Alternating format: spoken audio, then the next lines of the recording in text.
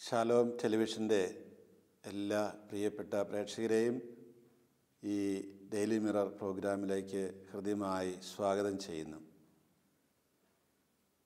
ഇന്നത്തെ ഈ അരമണിക്കൂർ സമയം നിങ്ങളോടൊത്ത് ചിലവഴിക്കുവാനായിട്ട് ദൈവം തന്ന ഈ വലിയ കൃപയ്ക്ക് നന്ദി പറയുന്നു.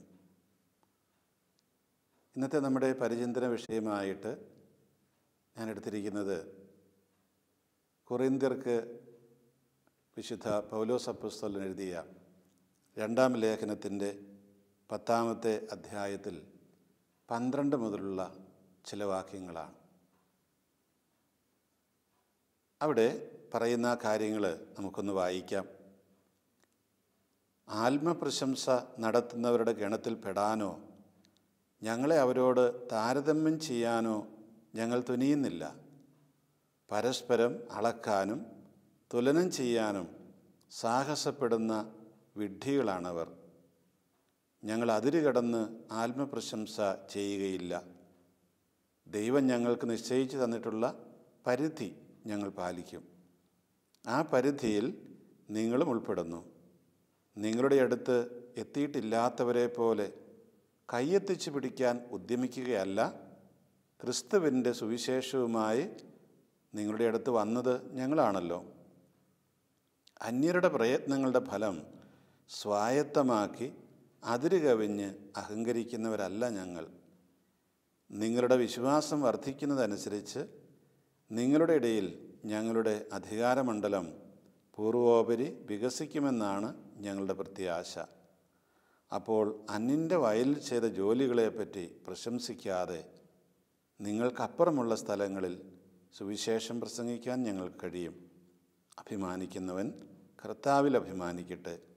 എന്തെന്നാൽ തന്നെ തന്നെ പ്രശംസിക്കുന്നവനല്ല, കർത്താവ് പ്രശംസിക്കുന്നവനാണ് സ്വീകാര്യൻ.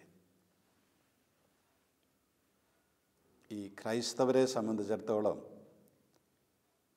പല കാര്യങ്ങളും ലോകത്തിന് മനസ്സിലാക്കാൻ പറ്റാത്തതാണ്. ലോകത്തിൻ്റെ ഭാഷയിൽ ശരിയെന്ന് തോന്നുന്ന പലതും ക്രൈസ്തവർക്ക് അത് തെറ്റാണ്. പക്ഷേ നിർഭാഗ്യവശാൽ നമുക്കറിയാം, നമ്മളെല്ലാം ഈ ലോകത്തിലാണ് ജീവിക്കുന്നത്. അതുകൊണ്ട് തന്നെ ഈ ലോകത്തിൻ്റെ സ്വാധീനങ്ങൾ ധാരാളമായി നമ്മളിൽ ഉണ്ടാകും. അങ്ങനെയുള്ള ചില കാര്യങ്ങളെക്കുറിച്ച് പൗലോസ് സൂചിപ്പിക്കുകയാണ്. പൗലോസ് ഈ കോറിന്തോസിലെ ആളുകളോട് ചില കാര്യങ്ങൾ പറയുന്നുണ്ട്. വെറുതെ പറയുകയല്ല, അദ്ദേഹത്തിനെതിരെ അവർ ഉന്നയിച്ച ചില ആരോപണങ്ങൾക്ക് ഉത്തരമായിട്ട് മറുപടിയായിട്ടാണ് അവ പറയുന്നത്. പൗലോസിനെതിരെ അവരുന്നയിച്ച ചില കാര്യങ്ങളൊക്കെ ഉണ്ടായിരുന്നു. നിൻ്റെ സുവിശേഷ പ്രസംഗം അത്ര ഫലവത്തൊന്നുമല്ല, നിനക്കൊരു പ്രസംഗ ചാതുര്യമില്ല, നീ കത്തൊക്കെ എഴുതുമ്പോൾ നല്ല നല്ല ഗാംഭീര്യമുണ്ട്, പക്ഷേ പ്രസംഗം കേൾക്കാൻ കൊള്ളുകയില്ല, അതൊരു ഇമ്പ്രസീവ് അല്ല, മനസ്സിലേക്ക് കയറുന്നില്ല, ഞങ്ങളെ പ്രചോദിപ്പിക്കുന്നില്ല.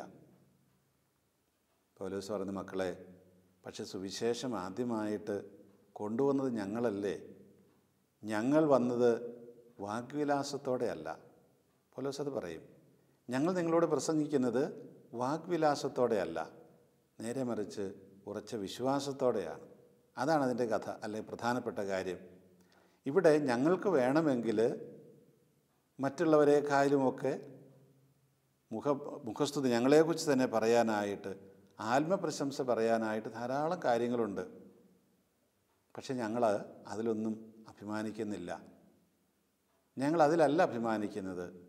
അല്ലെങ്കിൽ മറ്റുള്ളവരെക്കാളും മെച്ചപ്പെട്ട പ്രസംഗകരാണ് ഞങ്ങൾ എന്ന് പറഞ്ഞും ആത്മപ്രശംസ ചെയ്യുന്നില്ല. കാരണം എന്താണ്? മറ്റുള്ളവരെ നോക്കി അവരുമായി താരതമ്യം ചെയ്തിട്ട് സ്വയം ആത്മപ്രശംസ ചെയ്യുന്നവർ വിഡ്ഢികളാണ്. കാരണം നമ്മളെക്കുറിച്ച് പറയേണ്ടത് നമ്മളല്ലല്ലോ, നമ്മളെക്കുറിച്ച് പറയേണ്ടത് മറ്റുള്ളവരാണ്. എൻ്റെ പ്രവർത്തനങ്ങളെ വിലയിരുത്തേണ്ടത് മറ്റുള്ളവരാണ്. സ്വാഭാവികമായിട്ടും എനിക്കൊരു വിലയിരുത്തലുണ്ടാകണം. എങ്കിൽ പോലും ഞാൻ എൻ്റെ പ്രവർത്തനത്തെക്കുറിച്ച് ഒരുപാടങ്ങോട്ട് ആത്മപ്രശംസ ചെയ്യാനായിട്ടുള്ള വകുപ്പൊന്നുമില്ല. ഞാനെന്തെങ്കിലും ചെയ്തിട്ടുണ്ടെങ്കിൽ അത് പല ഘടകങ്ങളെ ആശ്രയിച്ചായിരിക്കുന്നത്. പൗലോസ് പറയുന്നത് എന്താണ്? ഞങ്ങൾക്കൊരുപാട് ആത്മപ്രശംസ ചെയ്യാനൊന്നുമില്ല. ഞാനാണെങ്കിലോ സഭയെ പീഡിപ്പിച്ചവനാണ്. സഭയെ പീഡിപ്പിച്ച് ഒരുപാട് പേരെ ജയിലിലിട്ടവനാണ്. ക്രിസ്തുവിനെ ഞാൻ വെറുത്തവനാണ്. അപ്പോൾ അവിടെ പിന്നെ എനിക്ക് എന്ത് ആത്മപ്രശംസയാണുള്ളത്? ഞാൻ ഈ സുവിശേഷത്തിൻ്റെ പുറജാതിക്കാരുടെ അപ്പസ്തോലനായതിൻ്റെ കാരണം മറ്റൊന്നുമല്ല, ക്രിസ്തു എന്നെ വിളിച്ചു എന്നുള്ളതാണ്.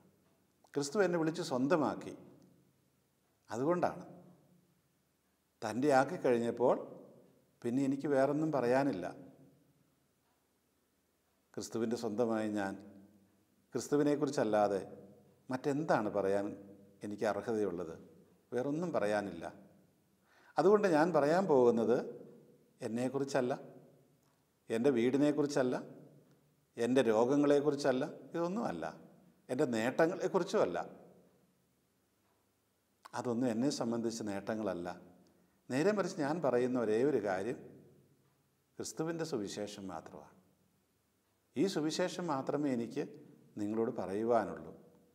നമുക്കറിയാം, ഇന്നത്തെ ലോകത്തിൽ വലിയൊരു പ്രലോഭനമാണിത് ഈ സ്വയം പുകഴ്ത്തുക എന്നുള്ളത്. സ്വയം പുകഴ്ത്തുക. നിങ്ങൾ ഈ റോഡിലൂടെയൊക്കെ പോകുമ്പോൾ ഈ അടുത്ത കാലത്ത് എന്ന് വെച്ചാൽ ഒരു 8-10 കൊല്ലമായിട്ടുള്ളൊരു പ്രവണതയാണത്. എന്തെങ്കിലും ഒരു കൊച്ചു കാര്യം ചെയ്ത് ആരെങ്കിലും ചെയ്തിട്ടുണ്ടെങ്കിൽ അവർ തന്നെ അതിനെ പുകഴ്ത്തിക്കൊണ്ട് ഒരുപക്ഷെ ആശംസകളൊക്കെ അർപ്പിച്ചുകൊണ്ട് ഫ്ലെക്സൊക്കെ വെക്കുന്ന ഒരു പതിവ്. പ്രത്യേകിച്ച് അത് ഈ രാഷ്ട്രീയ തലങ്ങളിൽ വളരെ കൂടുതലാണ്. അപ്പോൾ സ്വയം ഇങ്ങനെ പ്രശംസിക്കുന്ന മനുഷ്യർ, സ്വയം വലുതാക്കുന്ന മനുഷ്യർ, അങ്ങനെ ചെയ്യുന്നവർ വിഡ്ഢികളാണ് എന്നാണ് പൗലോസ് പറയുന്നത്. കാരണം എന്താണ്? ഇത് കാണുമ്പോൾ തന്നെ മറ്റുള്ളവർ ഇവരെ കളിയാക്കാനായിട്ട് ആരംഭിക്കും. ഇന്ന് ഈ ഒരു സംസ്കാരം എല്ലാ തലങ്ങളിലേക്കും നിർഭാഗ്യവശാൽ വ്യാപിച്ചിട്ടുണ്ട്. കേവലം അത് നമ്മളുടെ ഒരു ഭൗതിക തലത്തിൽ അല്ലെങ്കിൽ സെക്കുലർ തലത്തിൽ മാത്രം ഒതുങ്ങി നിൽക്കുന്നില്ല. നമ്മളുടെ ആധ്യാത്മികം അല്ലെങ്കിൽ മതപരമായ തലങ്ങളിലേക്കും ഇതെല്ലാം കടന്നു വന്നിരിക്കുന്നു എന്നുള്ളതാണ് ഏറ്റവും ദുഃഖകരമായ സത്യമെന്ന് പറയുന്നത്. കർണാടകത്തിലൂടെ കടന്നു പോകുമ്പോൾ കാണാം, അവിടെ ഒരു സംസ്കാരമുണ്ട്. ഇങ്ങനെ സ്വകാര്യ വ്യക്തികളും പബ്ലിക്കായിട്ടുള്ള വ്യക്തികളുമൊക്കെ അവരുടെ നേട്ടങ്ങളെക്കുറിച്ച് പ്രശംസിച്ചുകൊണ്ട് ഫ്ലെക്സുകൾ വെക്കുക. നമ്മുടെ പള്ളികളിലും അങ്ങനെയുള്ളൊരു സംസ്കാരം അവിടെയൊക്കെ വന്നു തുടങ്ങി. കാരണം എന്താണ്? ചുറ്റുമുള്ള ഈ തരത്തിലുള്ള തെറ്റായ പ്രവണതകളെ അനുകരിക്കുന്നതാണ് ഇതിൻ്റെ പ്രശ്നം. എന്നിട്ട് നാട് മുഴുവൻ ഈ തരത്തിലുള്ള ഫ്ലെക്സുകൾ വച്ചിരിക്കുകയാണ്. പള്ളിയിൽ ഒരു പക്ഷേ കൈക്കാരന്മാരായിട്ട് തിരഞ്ഞെടുക്കപ്പെട്ട് കഴിയുമ്പോൾ ഒരു വലിയ ഫ്ലെക്സ്, ഇന്ന പള്ളിയുടെ കൈക്കാരനായിട്ട് തിരഞ്ഞെടുക്കപ്പെട്ടിരിക്കുന്നു. ഈ അടുത്ത ദിവസം എവിടെയോ ഞാൻ കണ്ടു, ഒരാൾ വിദേശത്ത് പോകാനുള്ള എന്തോ ഒരു അവസരം കിട്ടി, എന്തോ ഒരു ഉദ്യോഗസ്ഥനബന്ധമാണ്. അപ്പോൾ അതിൻ്റെ വലിയൊരു ഫ്ലെക്സ് വെച്ചിരിക്കുകയാണ്, ഞാൻ ഇന്ന ദിവസം ഇന്ന സ്ഥലത്തേക്ക് പോവുകയാണ്, എല്ലാവരുടെയും പ്രാർത്ഥനാ സഹായം യാചിക്കുന്നു. വാസ്തവത്തിൽ അതിനെ നമ്മൾ എന്ത് വിളിക്കണം? ഈ ലോകത്തിൻ്റെ സംസ്കാരം അങ്ങോട്ട് കയറി വരുന്നതല്ലേ അത്? കാരണം മറ്റുള്ളവരിങ്ങനെയൊക്കെ ചെയ്യുമ്പോൾ നമ്മളും ചെയ്യണം. 4 പേര് അറിയണ്ട ഞാൻ പോകുന്നത്, അല്ല ഞാൻ കൈക്കാരനായിട്ട് തിരഞ്ഞെടുക്കപ്പെട്ടത്. നിർഭാഗ്യവശാൽ അത് ലോകത്തിൻ്റെ വഴികളാണ്, അല്ലെങ്കിൽ ഈ സ്വയം ആത്മപ്രശംസ ചെയ്യുന്ന വിഡ്ഢികളുടെ രീതിയാണ് എന്ന് അത് ചെയ്യുന്നവർ മറന്നു പോവുകയാണ് ചെയ്യുന്നത്. നമ്മൾ നമ്മുടെ എല്ലാ കാര്യങ്ങളിലും തന്നെ ഈ തരത്തിൽ മറ്റുള്ളവരെ നോക്കി താരതമ്യം ചെയ്തിട്ട് ചെയ്യുകയും പറയുകയും ഒക്കെ ചെയ്യുന്ന ഒരു രീതിയിലേക്ക് ഇന്ന് നമ്മുടെ വിശ്വാസ തലവും ഒരു പരിധി വരെ തരം താണു പോയി എന്ന് പറഞ്ഞാൽ അതിൽ വലിയ ഒരു അതിശയോക്തിയൊന്നും ഇല്ല എന്നാണ് എനിക്ക് തോന്നുന്നത്. നമ്മുടെ നിർമ്മാണ പ്രവർത്തനങ്ങളായാലും പെരുന്നാളുകളായാലും ആഘോഷങ്ങളായാലും എല്ലാം, അല്ലെങ്കിൽ എന്തെങ്കിലും ഒരു പ്രത്യേക കാര്യം ചെയ്യുന്നു, അവിടെ ചെയ്തിട്ടുണ്ട്, അത് നമുക്കും ചെയ്യണം. ഇത് നമ്മുടെയൊക്കെ വീടുകളിലേക്ക് കടന്നു വരുന്നുണ്ട്. അവർക്ക് കാറുണ്ട്, അതിനേക്കാൾ ഇച്ചിരി വില കൂടിയ കാറ് വേണം നമുക്ക്. എന്തിനാണത്? അങ്ങനെ പ്രത്യേകിച്ച് ഉദ്ദേശമില്ല. അവരുടേതിനേക്കാൾ വലിയതൊരെണ്ണം നമുക്ക് വേണം. വീടുകളുടെ കാര്യത്തിൽ ഇത് തന്നെയാണ്. ചുരുക്കത്തിൽ ഈ താരതമ്യം ചെയ്തിട്ട് നമ്മൾ കാര്യങ്ങൾ ചെയ്യുന്ന ആ ഒരു ശൈലി വാസ്തവത്തിൽ വിഡ്ഢികളുടേതാണെന്നാണ് പൗലോസ് പറയുന്നത്. നമ്മൾ ചെയ്യേണ്ടത് എന്താണ്? നമ്മൾ താരതമ്യം ആരുമായിട്ടാണ് ചെയ്യേണ്ടത്?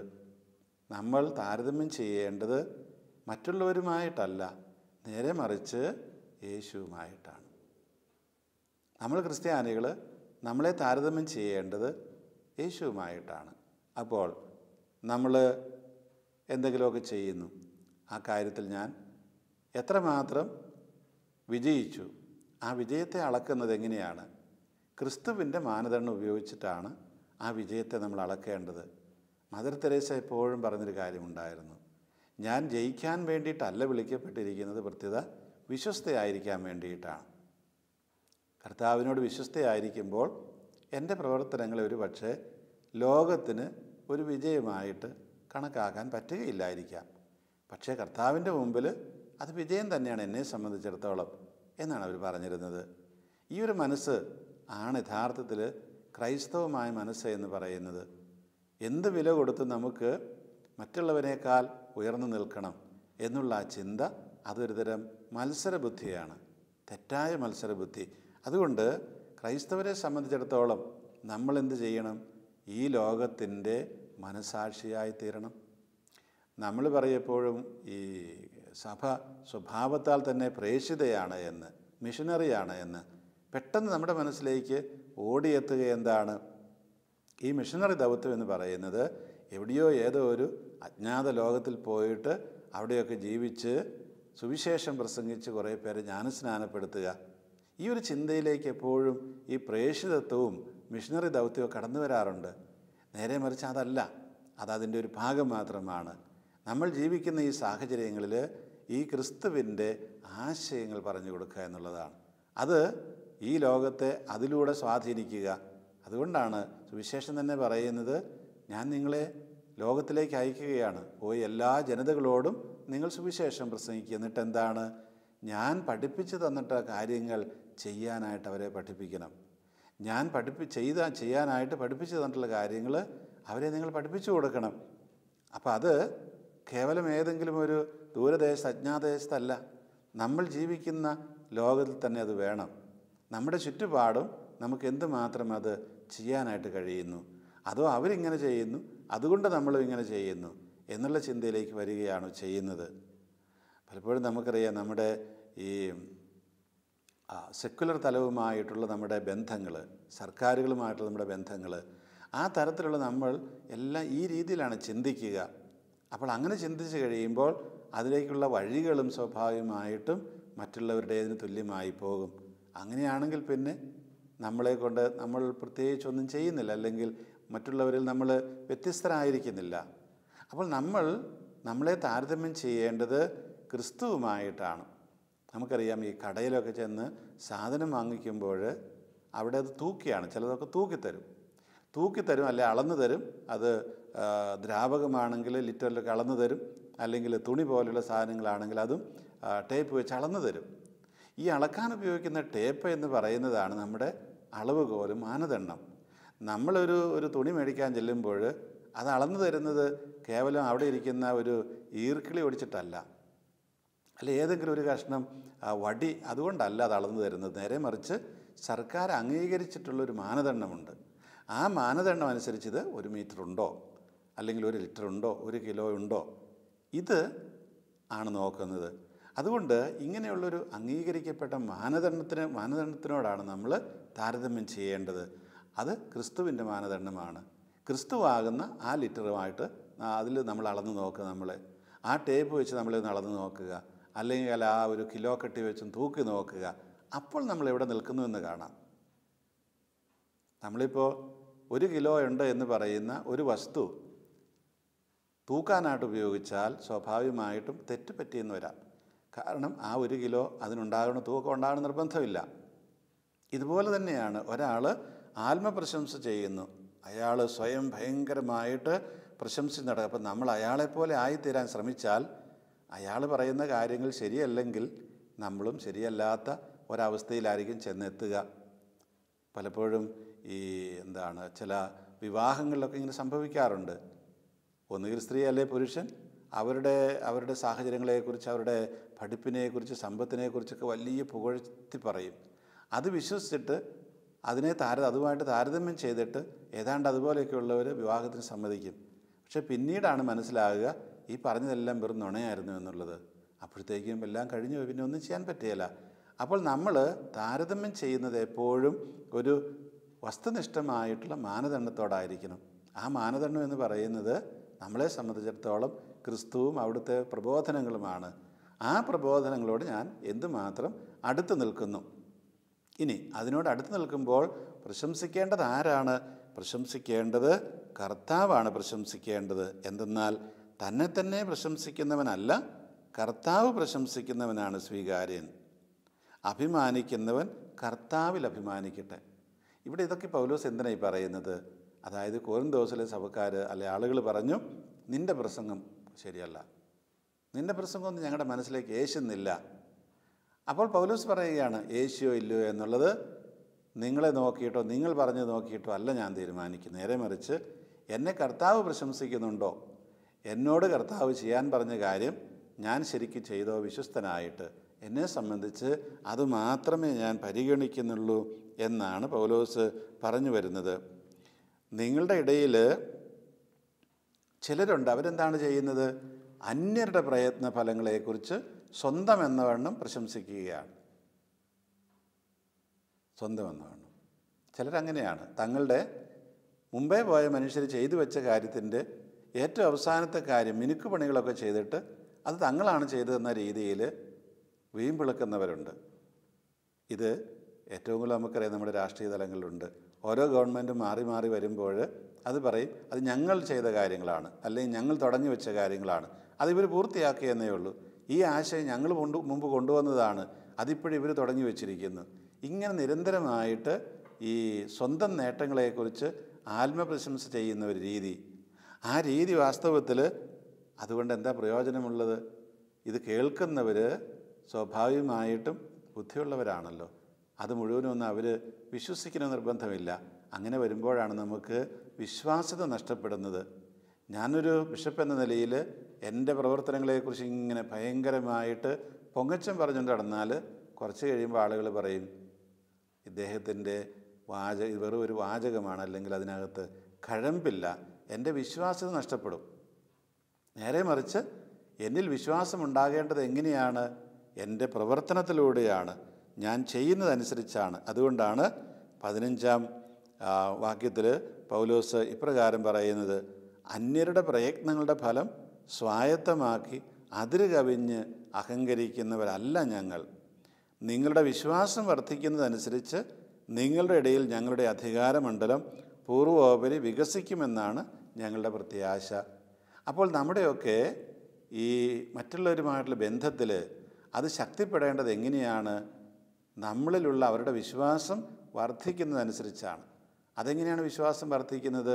നമ്മുടെ പ്രവർത്തനങ്ങൾ, നമ്മുടെ സംസാരങ്ങൾ, നമ്മുടെ പ്രതികരണമൊക്കെ അനുസരിച്ചാണ് അവർക്ക് നമ്മളിലുള്ള വിശ്വാസം വർദ്ധിക്കുക. അങ്ങനെ വിശ്വാസം വർദ്ധിക്കുമ്പോൾ സ്വാഭാവികമായിട്ടും നമുക്കൊരു ആധികാരികതയും അതുപോലെ അവരുമായിട്ടുള്ള ബന്ധത്തിൽ ഒരു മേൽക്കോയ്മയൊക്കെ കിട്ടും. നമ്മൾ നമ്മുടെ പ്രവർത്തനത്തിലൂടെ കാണിച്ചു കൊടുക്കുക. അതേക്കുറിച്ചൊരു പറയുന്നില്ല. ഞാൻ വാക്ക് പാലിക്കുന്നവനാണ് എന്ന് ഏത് നേരവും പറയേണ്ട ആവശ്യമില്ല. നേരെ മറിച്ച് വാക്ക് പാലിച്ച് കാണിച്ചു കൊടുത്താൽ മതി.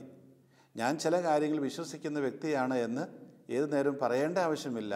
അത് ചെയ്ത് കാണിച്ചു കൊടുത്താൽ മതി. ചെയ്ത് കാണുമ്പോൾ തന്നെ ആളുകൾക്കത് മനസ്സിലാകും. കുറച്ച് കഴിയുമ്പോൾ അവർ പറയും ഈ വ്യക്തിയോട് ഒരുപാട് പറഞ്ഞിട്ട് കാര്യമില്ല, അദ്ദേഹം അങ്ങനെ ചെയ്യുള്ളൂ. ചിലരെക്കുറിച്ച് പറയുന്നത് കേട്ടിട്ടില്ലേ? ചിലർ കൈക്കൂലിയെക്കുറിച്ചൊക്കെ പറയുമ്പോൾ ആ മനുഷ്യൻ്റെ അടുത്ത് പോയിട്ടൊരു കാര്യവുമില്ല, അദ്ദേഹം കൈക്കൂലി വാങ്ങിക്കില്ല. ഞാൻ കൈക്കൂലി വാങ്ങിക്കില്ല എന്ന് അയാൾ പറഞ്ഞു നടക്കുന്നൊന്നുമില്ല. പക്ഷേ ചെല്ലുന്നവരുടെ കൈക്കൂലി കൊണ്ട് എന്ന് അയാൾ വാങ്ങിക്കില്ല. അത് തന്നെ. അങ്ങനെ വന്നു കഴിയുമ്പോൾ ഈ വ്യക്തിയിലുള്ള വിശ്വാസം വർദ്ധിക്കുകയാണ് ചെയ്യുന്നത്. പിന്നെ ആ വ്യക്തി പറയുന്ന കാര്യങ്ങൾക്ക് വിശ്വാസ്യത കൂടും. ഇവിടെ പൗലോസ് പറഞ്ഞതാണ്, അതുകൊണ്ട് ഞങ്ങൾ പൊങ്ങച്ചമൊന്നും പറയുന്നില്ല, പക്ഷേ ഞങ്ങൾക്കറിയാം, ഞങ്ങൾ കുറച്ച് വിശ്വാസമുണ്ട്, നിങ്ങൾ കുറച്ച് കഴിയുമ്പോൾ ഞങ്ങളെ വിശ്വസിക്കാനായിട്ട് തുടങ്ങുമെന്നുള്ള കാര്യത്തിൽ ഞങ്ങൾക്ക് സംശയമൊന്നും വേണ്ട. കാരണം ഞങ്ങളുടെ പ്രവർത്തനങ്ങളാണ് അതിന് സാക്ഷ്യം നൽകുന്നത്, അല്ലെങ്കിൽ അതിലേക്ക് നിങ്ങളെ പ്രേരിപ്പിക്കുന്നതെന്നാണ് പൗലോസ് പറയുന്നത്. അപ്പോൾ മറ്റുള്ളവരെന്താ ചെയ്യുന്നത്? അവരിങ്ങനെ സ്വയം പൊങ്ങച്ചം പറഞ്ഞ് ആത്മപ്രശംസ നടത്തി പൗലോസിനെയും കൂട്ടരെയും ഇകഴ്ത്തി കാട്ടി തങ്ങൾ വലിയവരാകാനായിട്ട് പരിശ്രമിക്കുകയാണ് ചെയ്യുന്നത്.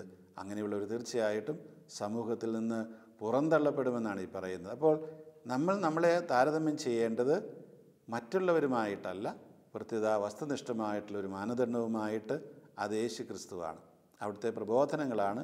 അതുമായിട്ട് താരതമ്യം ചെയ്യുമ്പോൾ നമ്മൾ എവിടെ നിൽക്കുന്നു എന്നുള്ളതാണ് പ്രധാനപ്പെട്ട കാര്യം.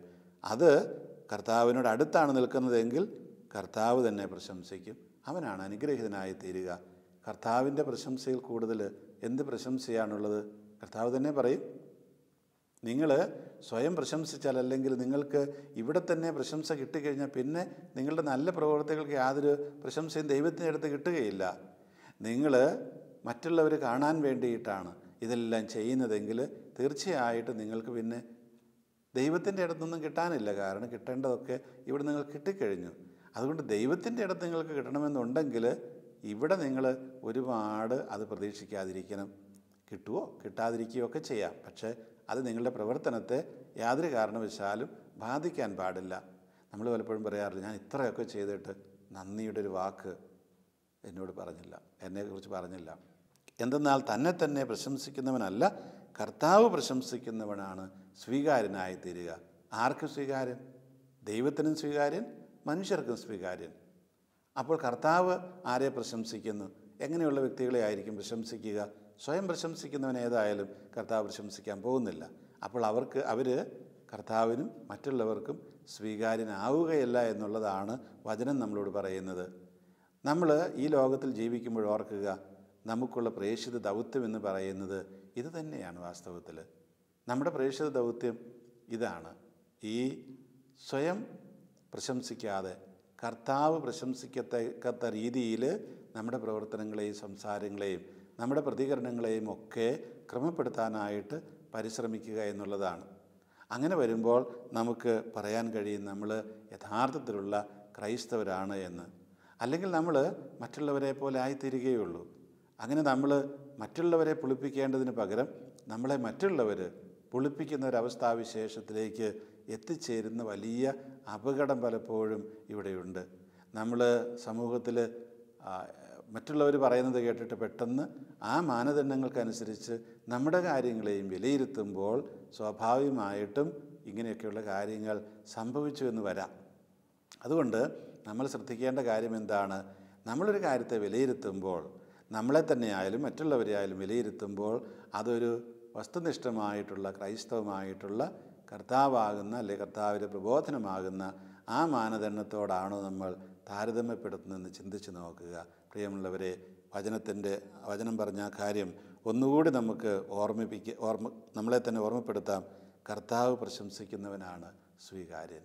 നമ്മൾ ഓരോരുത്തരും കർത്താവ് പ്രശംസിക്കുന്നവരായി തീരാനുള്ള കൃപയ്ക്കായിട്ട് പ്രാർത്ഥിക്കുന്നു. നമുക്ക് പ്രാർത്ഥിക്കാം. കർത്താവായ ദൈവമേ, നീ ഞങ്ങളെ പ്രശംസിക്കുമ്പോഴാണല്ലോ ഞങ്ങൾ നിനക്കും മറ്റുള്ളവർക്കും സ്വീകാര്യരായിത്തീരുന്നത്.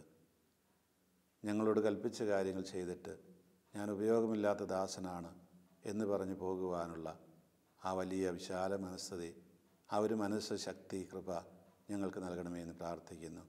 അങ്ങനെ ഞങ്ങൾ ഓരോരുത്തരും ഈ ലോകത്തെ, ആത്മപ്രശംസ നടത്തുന്ന ഈ ലോകത്തെ, പൊങ്ങച്ചം പറയുന്ന ഈ ലോകത്തെ പുളിപ്പിക്കുന്നവരാകുവാൻ, അതിന് പ്രകാശമാകുവാൻ, അതിൻ്റെ മനസ്സാക്ഷിയാകുവാൻ ഞങ്ങൾക്ക് ശക്തി ഉണ്ടാകട്ടെ.